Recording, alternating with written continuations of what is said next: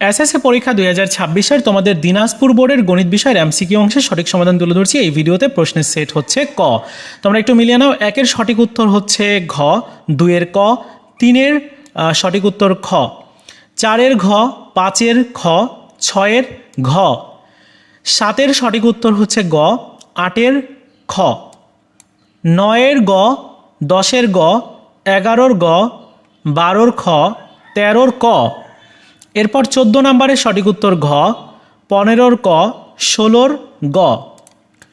এরপর হচ্ছে 17 নম্বরের সঠিক উত্তর হচ্ছে গ, 18-র ক, 19-এর গ, 20-এর খ, 21-এর ক, 22-এর ক।